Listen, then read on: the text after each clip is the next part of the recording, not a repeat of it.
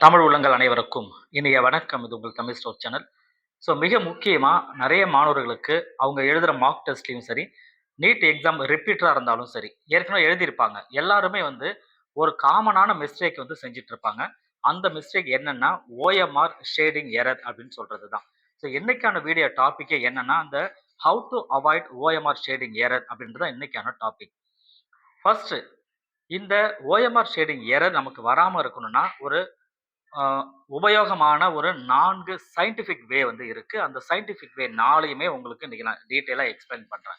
தயவு செய்து இந்த வீடியோவை ஷேர் பண்ணுங்க. இதுவரைக்கும் சேனலை நீங்க சப்ஸ்கிரைப் பண்ணலன்னா மறக்காம சப்ஸ்கிரைப் பண்ணிக்கோங்க. இந்த வீடியோவுக்கு ஒரு லைக் கொடுத்துக்கோங்க. சரி, இப்போ நம்ம டாபிக் உள்ள போகலாம். ஃபர்ஸ்ட் எல்லாரும் செய்யற தவறு என்ன அப்படின்னா, இது நம்ம சொல்ல போற இந்த 4 வழியுமே மேக்ஸிமம் உங்களுக்கு தெரிஞ்ச வழி தான். ஆனா அதை ஃபாலோ பண்றது இல்ல. இந்த ஓஎம்ஆர் ஷேடிங் எரரை நம்ம அவாய்ட் பண்றதுக்கு இந்தந்த வழிகளை நீங்க ஃபாலோ பண்ணுங்க. ஃபர்ஸ்ட் எதை செய்யக்கூடாது அப்படின்னு சொல்றோம். அதுக்கப்புறம் செய்யறது என்ன அப்படின்னு சொல்றோம். ஒரு பாயிண்ட்லயுமே. ஃபர்ஸ்ட் பாயிண்ட்டை பொறுத்த வரைக்கும் நீங்க ஒரு 10 கொஸ்டின் பேப்பர் கையில இருக்கு. ஒரு 10 கொஸ்டின் படிக்கிறீங்க. நீங்க ஷேட் பண்ண ஆரம்பிக்கும் பொழுது எடுத்தோன்னா நம்ம செய்யற தவறு என்னன்னா, ஒரு கொஸ்டினுக்கு ஆன்சர் தெரிஞ்சது அப்படின்னா உடனே அதுக்கு பபுள் ஷேட் பண்ணிடுறோம். அடுத்த கொஸ்டின் தெரிஞ்சதா உடனே பபுள் ஷேட் பண்ணிடுறோம். ஸோ இந்த மாதிரி பண்ணும்போது அவசர அவசரமா செய்யற மாதிரியும் ஒரு மனசுல ஒரு படபடப்போட செய்யற மாதிரி ஆயிடும். இதனால தவறுகள் ஏற்படுவதற்கு வாய்ப்புகள் அதிகமாயிடும். ஸோ இதை அவாய்ட் பண்ணணும்னா என்ன செய்யணும்னா, ஒரு 10 கொஸ்டின்ஸுக்கு மொத்தமா 10 ஷேட் நீங்க வரிசையா பண்ணணும். 10 கொஸ்டின் மொத்தமா பண்ணுங்க.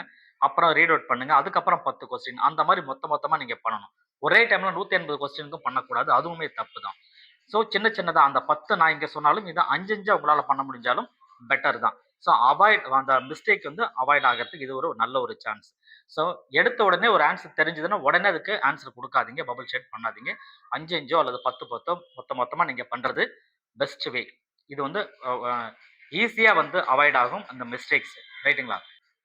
இரண்டாவது சயின்டிபிக் வே என்ன அப்படின்னா ரொம்ப முக்கியமானதுங்க.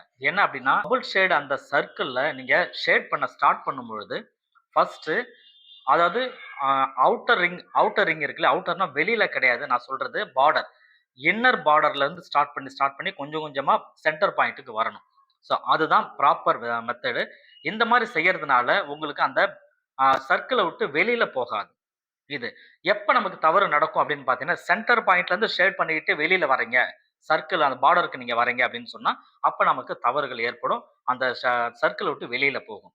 ஸோ இதை அவாய்ட் பண்ணணும்னா நீங்க ஃபர்ஸ்ட் எல்லாருமே என்ன செய்யணும்னா, அந்த சர்க்கிள்ல ஸ்டார்ட் பண்ற இடமே பார்டர்ல இருந்து ஸ்டார்ட் பண்ணி கொஞ்சம் கொஞ்சமா சென்டர் பாயிண்ட்டுக்கு வரணும். இது ஒண்ணு. ரெண்டாவது ரொம்ப முக்கியமான விஷயம், இது ரொம்ப ரொம்ப முக்கியமானது. நீங்க யூஸ் பண்ற பென்சில், நீங்க ஷேட் பண்றதுக்கு என்ன யூஸ் பண்றீங்களோ அது பாத்தீங்கன்னா நார்மலா 0.5 உள்ள ஒரு பென்சில் நீங்க எடுத்து யூஸ் பண்றீங்கன்னா அந்த இடத்துல நேரம் அதிகமாயிடும். நீங்க ஒரு 10 செகண்ட் அல்ல 10 சர்க்கிள் போட வேண்டியது இருக்கும். 10 தடவை நீங்க சர்க்கிள் போட வேண்டியது இருக்கும் ஒரு ரவுண்டை கம்ப்ளீட் பண்றதுக்கு. அதுவே நீங்க 0.7 அல்லது 1 யூஸ் பண்றீங்க அப்படின்னு சொன்னா ஒரு 4 சர்க்கிள் இல்ல ஒரு 5 சர்க்கிள்லயே அந்த ரவுண்ட் கம்ப்ளீட் ஆயிடும். இது சின்ன வழி தான் இது. இதை கரெக்டா யூஸ் பண்ணுங்க. நீங்க எடுத்துட்டு போற அந்த பென்சிலோ அந்த பென்னோ எடுத்து யூஸ் பண்ணும் பொழுது நீங்க 0.7 ஆர் 1 யூஸ் பண்றது ரொம்பவே நல்லது. ஸோ இதனால கிட்டத்தட்ட உங்களுக்கு 5ல இருந்து 7 நிமிடங்கள் மிச்சமாகும். ஸோ இந்த மாதிரி நீங்க யூஸ் பண்றதுனால 5ல இருந்து 7 நிமிடங்கள் கண்டிப்பா உங்களுக்கு மிச்சமாகும். சரி, அடுத்தது என்ன அப்படின்னா, கொஸ்டின் பேப்பரையும் சரி, ஓஎம்ஆர் ஷீட்டையுமே சரி, இரண்டுமே நீங்க ஜஸ்ட் உங்களுடைய கண்களால ஒப்பிட்டு பார்க்க கூடாது. கண்களால ஒப்பிட்டு பார்க்க கூடாது அப்படின்னு சொன்னா, கொஸ்டின் பேப்பரை பாக்குறீங்க, கொஸ்டின் நம்பரை பார்த்துட்டு அதே நம்பருக்கு இங்க என்ன இருக்குன்னு பார்த்துட்டு அப்படியே ஜஸ்ட் ஓவரால் நீங்க கம்பேர் பண்ணி பார்த்துட்டு ஆன்சர் பண்ணீங்கன்னு சொன்னா தவறுகள் வரும். ஸோ இது எந்த மாதிரி தவறுகள் வரும் அப்படின்னு பார்த்தீங்கன்னா, கிட்டத்தட்ட நமக்கு இதுல சீக்வன்ஸ் எரர் வரும். அந்த சீக்வன்ஸ் எரர் வரக்கூடாது அப்படின்னா நீங்க கண்ணால பார்த்து பார்த்து செய்யக்கூடாது. என்ன பண்ணணும் அப்படின்னு பார்த்தீங்கன்னா, உங்களுடைய ஃபிங்கர் லெஃப்ட் ஹேண்ட் ஃபிங்கரை உங்களுடைய கொஸ்டின் பேப்பரோட நம்பர்ல கை வைக்கணும். கையை வச்சுட்டு உங்க பெண்ணை எடுத்துக்கங்க ஆர் பென்சிலை எடுத்து நீங்க ஷேட் பண்றீங்க அப்படின்னு சொன்னா அதே நம்பருக்கு நேரம் பென்சில்ல இங்க இருக்கணும். ஸோ அந்த மாதிரி 2 கையுமே ஒன்று லெஃப்ட் ஹேண்டு கொஸ்டின் பேப்பரோட நம்பர்ல இருக்கணும். அதே நம்பர்ல தான் உங்களுடைய நீங்க ஷேட் பண்ற அந்த இன்ஸ்ட்ருமெண்ட் இருக்குல்ல, பென்சில் ஆர் பென், அதை நீங்க யூஸ் பண்றீங்க. ஸோ இது அப்படி பண்ணும்பொழுது அந்த சீக்வன்ஸ் எரர் இந்த இடத்துல தவிர்க்கப்படும்.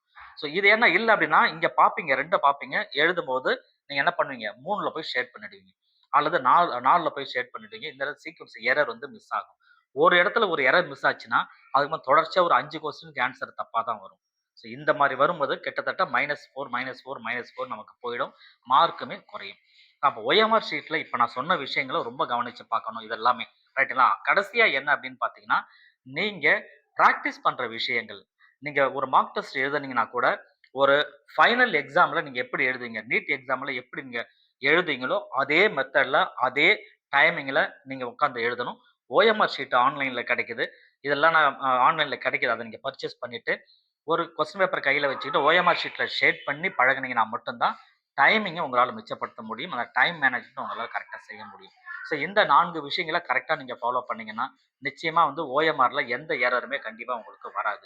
இப்ப நான் சொன்ன விஷயங்கள் உங்களுக்கு புடிச்சிருக்கும்னு நெனைக்கிறேன். அப்படி புடிச்சிருந்தா தவறாம இந்த வீடியோவுக்கு ஒரு லைக் குடுத்துக்குங்க. Thank you.